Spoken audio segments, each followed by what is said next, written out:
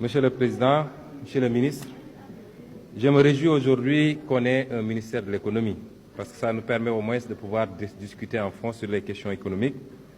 En 2017, j'avais posé la question au ministre des Finances de l'époque, de savoir quel est le modèle économique qu'on est en train d'appliquer au Sénégal. Est-ce que c'est par substitution aux importations? Est-ce que c'est par promotion des exportations? Est-ce que c'est un modèle mixte? Je n'avais pas eu de réponse et j'espère que j'en aurai avec vous. Depuis l'indépendance jusqu'à présent, nous appliquons les mêmes méthodes avec les mêmes résultats. Plan quinquennaux, années 80, ajustement structurel. Première alternance, on a démarré avec l'impératif de réduction de la pauvreté. Deuxième alternance qui avait démarré avec un objectif de développement, avec la SNDS, pour revenir à un objectif beaucoup plus raisonnable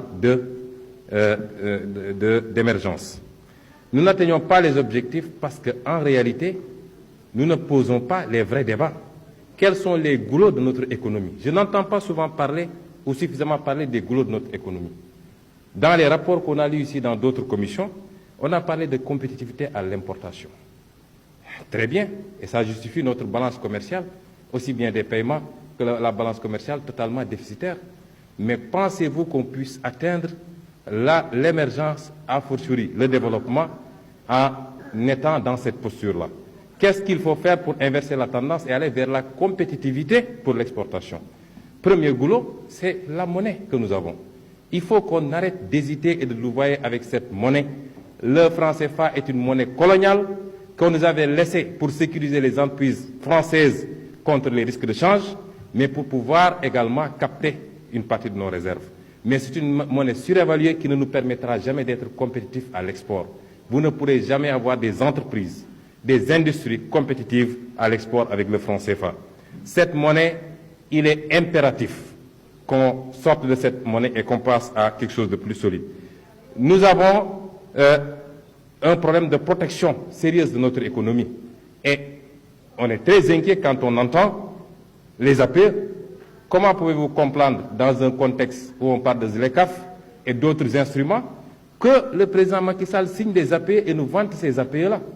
Comment pensez-vous que notre industrie, qui n'existe même pas, ou notre agriculture, puisse compétir avec celle de l'Union européenne, alors que l'Europe elle-même refuse encore de signer le même accord avec les États-Unis, considérant qu'il ne lui est pas favorable. Et cet accord posera un problème par rapport à l'intégration. C'est déjà le cas avec les 4 zones que ça a créées. J'ai une fois entendu le président Moustapha Niasse, lors d'un séminaire de la CEDEAO ici, dire que c'est le combat de la biche et du lion. Mais il conclut en disant que mais c'est jouable. Depuis quand la biche gagne un combat face au lion, M. Moustapha Niasse? Et la question des ressources naturelles, la gestion optimale de nos ressources naturelles, c'est extrêmement important. Et je tiens à le dire ici, et de dire à M. Macron, qui dit qu'il y a un sentiment anti-français. Il n'y a pas un sentiment anti-français, il y a un sentiment pro-africain. Les Africains ont désormais compris, et ça ne peut pas continuer. Nous n'avons rien contre la France ou les États-Unis, mais nous avons des intérêts à gérer. Et on parle de l'immigration, par exemple.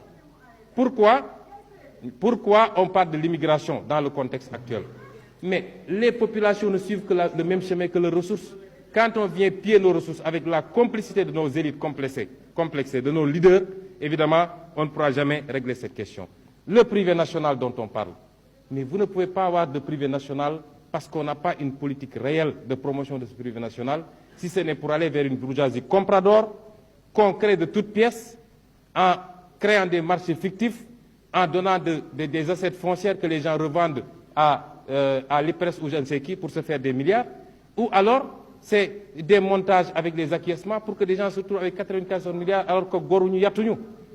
Et il faut orienter aujourd'hui les priorités vers le financement du véritable privé national. Ce n'est pas à l'État de créer les entreprises et les industries, mais toutes les industries ont été appuyées par leurs États jusqu'à être fortes pour les lancer dans la compétition mondiale. Et aujourd'hui, on nous dit ouvrez vos frontières et laissez tout passer.